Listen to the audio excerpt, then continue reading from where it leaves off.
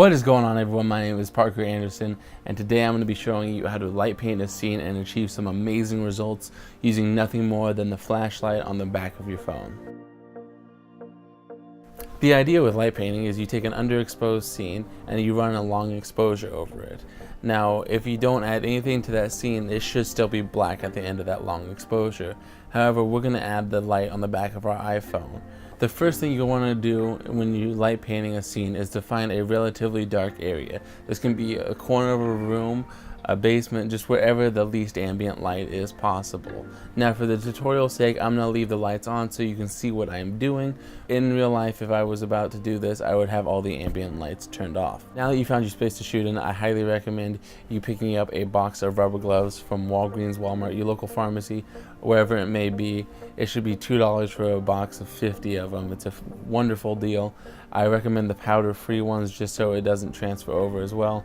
And what this is going to do is it's going to stop your fingerprints from getting on that jewelry or those watches, and it's going to save you a bunch of time in post-production. Now that everything's spotless, let's talk about how you're going to set everything up. I highly recommend thinking more about your scene than anything else. So this is talking about what's going to be in your scene, how it's going to be positioned, how you're going to frame it, what's going to be behind it. So in this case, we're going to be photographing a leather watch. Now, this leather watch is just a cheap one, but that doesn't matter. The band is still leather. I still want it to bring that sense of texture out in the watch and really make it pop off the background. So I'm going to complement it with a black leather jacket behind it. This is just a leather jacket I had lying around at my house because I'm a gangster. Now, the gear we're using is a Canon 6D with a 100mm macro lens. It's the 2.8 non-L version, and I highly recommend that lens. I don't think the L version is 100% necessary. I've photographed plenty of commercial projects with just this 2.8 non-L version, and I have not had any complaints about the quality. It's very sharp. The focus always hits for me. It's a really good all-around lens. Alright, my camera settings are as follows. I have an aperture of f11, an ISO of 200, and my shutter speed is going to be 20 seconds long.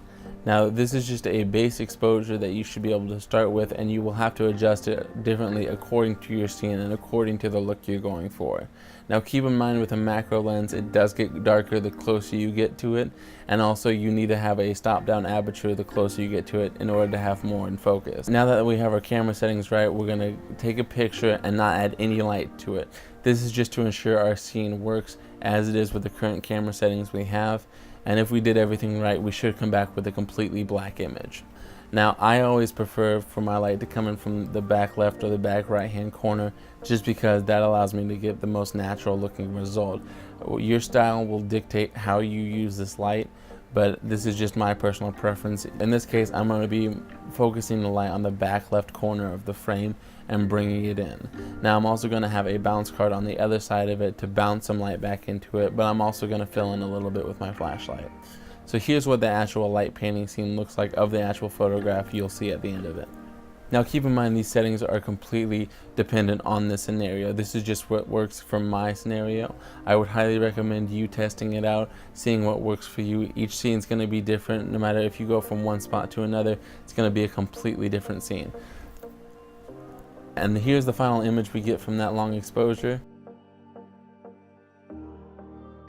That's just a simple way to photograph a product scene using nothing more than your DSLR and the light on the back of your iPhone. If you had any trouble following along with this video at all, please leave it in the comment section below. I will get back to you as soon as I possibly can.